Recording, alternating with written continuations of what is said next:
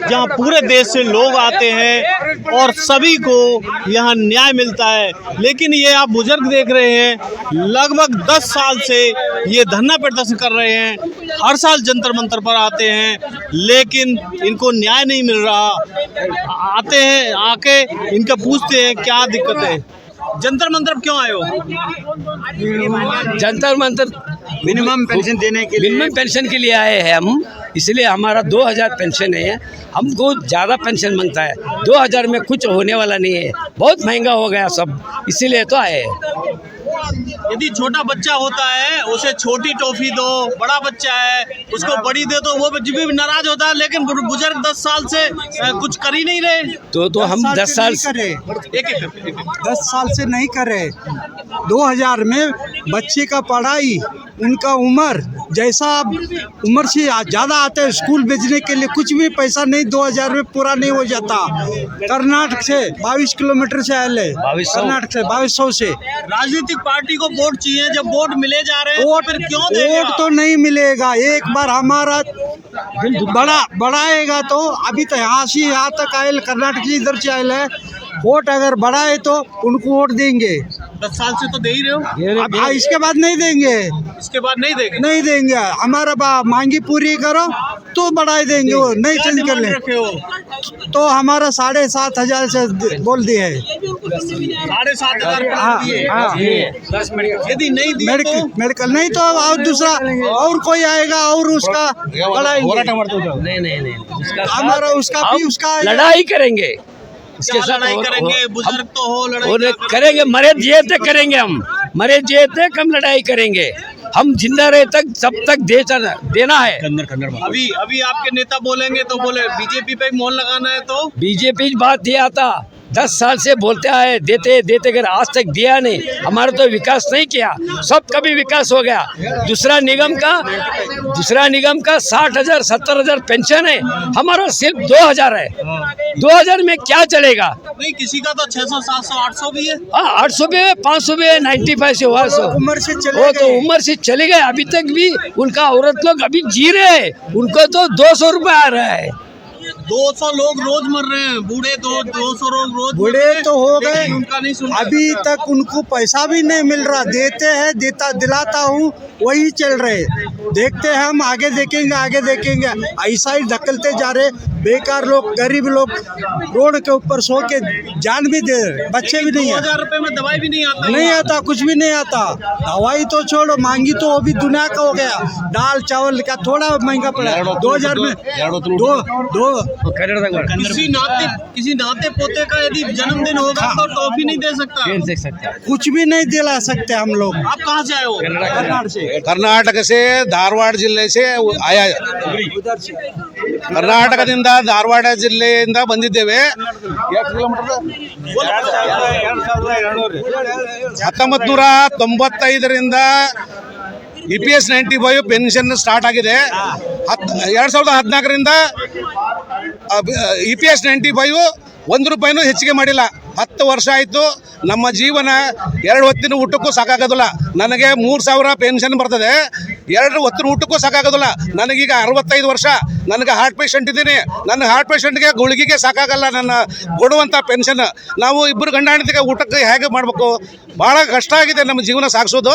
ದಯವಿಟ್ಟು ಸರ್ಕಾರ ನಮ್ಮ ಈ ಓಲ್ಡ್ ಏಜ್ ಪೆನ್ಷನ್ದಾರರಿಗೆ 7500 ಪ್ಲಸ್ DA ಹಾಗೂ ಮೆಡಿಕಲ್ ಅಲೌನ್ಸ್ ಕೊಡಲೇಬೇಕು ಅಂತ ಕಡ್ಡಾಯವಾಗಿ ಸರ್ಕಾರಕ್ಕೆ ಒತ್ತಾಯ ಮಾಡ್ತಿದ್ದೇವೆ। ದಯವಿಟ್ಟು 10 ವರ್ಷದಿಂದ 1 ರೂಪಾಯಿನೂ ಜಾಸ್ತಿ ಮಾಡಿಲ್ಲ।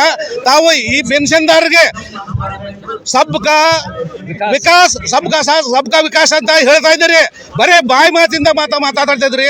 ಯಾರಿಗೆ ಓಲ್ಡ್ ಪೆನ್ಷನ್ಸ್ ಹಿರಿಯ ನಾಗರಿಕರಿಗೆ 1 ರೂಪಾಯಿನೂ ತಮ್ಮ ಸಬ್ಕಾ ಸಾಥ್ ಸಬ್ಕಾ ವಿಕಾಸ್ ಮಾಡಿದ್ದು 1 ರೂಪಾಯಿನೂ ಕೊಟ್ಟೇ ಇಲ್ಲ। ದಯವಿಟ್ಟು ನಮ್ಮ ಹಿರಿಯ ನಾಗರಿಕರಿಗೆ ನಿಮಗೆ ನಾವು ಓಟ್ ಹಾಕಿದ್ದೀವಿ, ನೀವು 3 ಸಲ ಆರಿಸಿ ಬಂದಿದ್ದೀರಿ। ಒಳ್ಳೆ ಮೋದಿ, ಒಳ್ಳೆ ಸರ್ಕಾರ ಅಂತೇಳಿ 3ನೇ ಚಾನ್ಸ್ ಕೊಟ್ಟಿದ್ದಾರೆ ಜನರು, ಆರಿಸಿ ಬಂದು 3ನೇ ಚಾನ್ಸ್ ಕೊಟ್ಟಿದ್ದಾರೆ।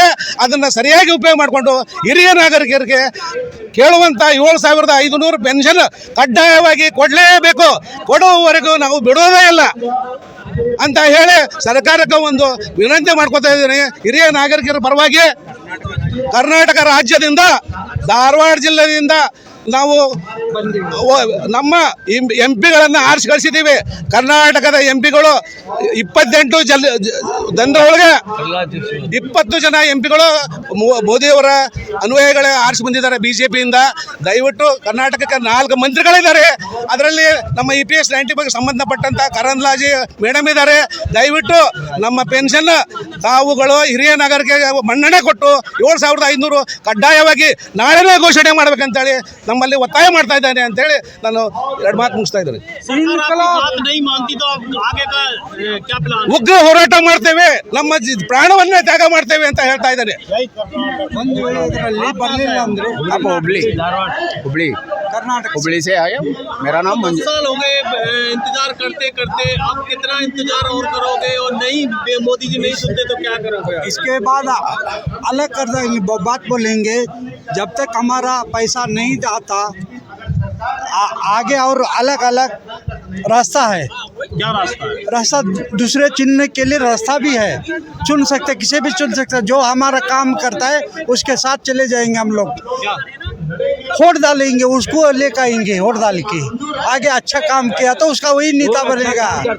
जो भी है अच्छा के लिए हमारे को पेंशन अगर बढ़ा दिए तो बहुत उसको आगे वो एक चांस मिले उनको भी। आपके नेता बीजेपी का प्रचार करते ना हैं तो इतना नहीं मनवा सकते कि कुछ पेंशन बढ़वा दीजिए? नहीं, उनको बोल डाले, बोल के इधर आ गए हम लोग। जो भी है प्रहलाद जोशी है उधर, जगदीश शेट्टर और भी बहुत है उधर, बम्बई भी है और भी है। सब जो समझा दिए, सबको अपना जो भी है करना है उनको एप्लीकेशन दे के समझा दिए। अभी तक कुछ भी नहीं होगा।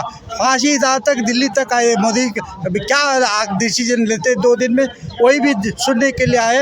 अगर आ गए तो अच्छा होगा, नहीं आ गए तो अगले और दूसरा आदमी को कुछ हमारा काम कर दिया तो उसको लेकर आएंगे। जेब में पैसा नहीं होता, नाती पोते बोलता है बाबा चीज दिलवा दो, तो फिर कैसा लगता है आपको? हमारे को 2000 में कुछ नहीं होता।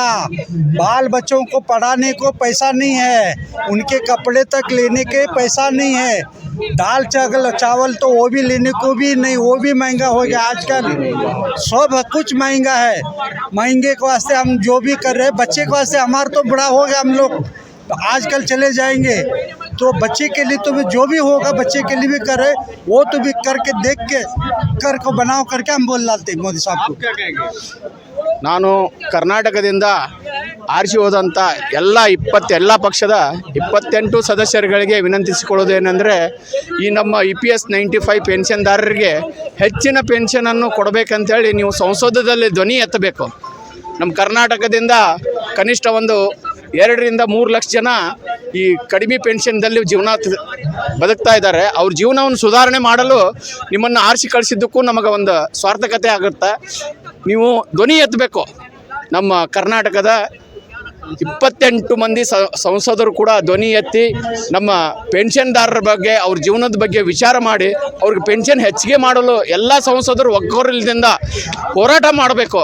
ಈಗ ಬೇರೆ ಬೇರೆ ರಾಜ್ಯದ ಒಬ್ಬೊಬ್ಬರು ಸಂಸತ್ ಸದಸ್ಯರಿರ್ತಾರೆ, ಅವ್ರು ತಮ್ಮ ರಾಜ್ಯಗಳಿಗೆ ಬೇಕಾದಂಥ ಅನುಕೂಲ ಅಂತ ತೊಗೊಳ್ತಾರೆ. ಆದ್ರೆ ನಮ್ಮ ರಾಜ್ಯದಿಂದ 28 ಮಂದಿ ಸಂಸದರು ಇದ್ದರೂ ನಾವು ನಮ್ಮ ರಾಜ್ಯಕ್ಕೆ, ನಮ್ಮ ಜನಕ್ಕೆ ಏನು ಅನುಕೂಲ ಆಗುವಂಥ ವ್ಯವಸ್ಥೆಯನ್ನು ಮಾಡೋಕ್ಕಾಗ್ತಾ ಇಲ್ಲ. ಅದಕ್ಕೆ ಕಾರಣ ಇದೊಂದು ದಯವಿಟ್ಟು ಎಲ್ಲರಲ್ಲಿಯೂ 28 ಮಂದಿ ಸದಸ್ಯರಲ್ಲಿಯೂ ನಾವು ವಿನಂತಿಸಿಕೊಳ್ಳೋದು ಏನಂದ್ರೆ, ಎಲ್ಲ ಪೆನ್ಷನ್ದಾರರಿಗೆ ಪೆನ್ಷನನ್ನು ಹೆಚ್ಚಿಗೆ ಮಾಡಬೇಕಂತೇಳಿ ನೀವು ಮೋದಿಜಿಯವ್ರ ಮೇಲೆ ಒತ್ತಡವನ್ನು ಹೇರಬೇಕಂತೇಳಿ ಎಲ್ಲರಿಗೂ ವಿನಂತಿಸಿಕೊಳ್ತೇನೆ.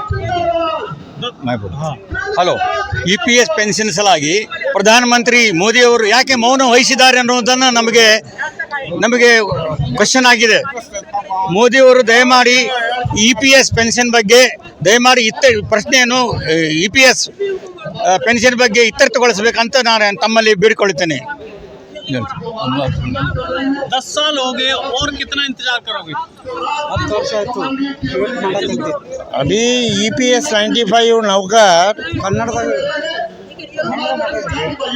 1995 से चालू हो के 30 बरस तक काम करके काम खत्म होने के बाद रिटायरमेंट पेंशन 300, 400, 500 आए तो इसको पेंशन कैसा बोलता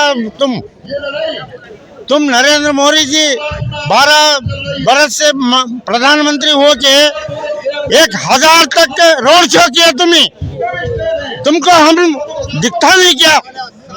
एक छोटा लोगों को विकास करने का इरादा नहीं है आपको। देखो ये बार ये लास्ट है, आप ये EPS 95 लोगों को पेंशन हर महीना 750 रुपया देना प्लस DA देना जरूर। अगर तुम ये पालन नहीं किया, आपका कुर्सी में नहीं बैठ सकते, भगवान आपको नीचे लेता है, याद करो। जय कर्नाटक, जय भारत। लेकिन भगवान तो बार बार कुर्सी पर बैठा हो रहा है मोदी जी को। अरे अगर नहीं बैठाएंगे वो भगवान चांस हर आदमी को देता है, वो आदमी कैसा यूटिलाइज करता है वो भी देखते रहता है। ये सामान्य आदमी का संकट वो नहीं पूछे तो प्रधानमंत्री होने के लिए अर्हता नहीं है। लेकिन नेताओं का पेंशन तो बस एक दिन में ही बढ़ जाता है, आपका क्यों नहीं बढ़ रहा? 10 साल हो गए। 10 साल से हम रो रहे हैं, किसी का हाथ में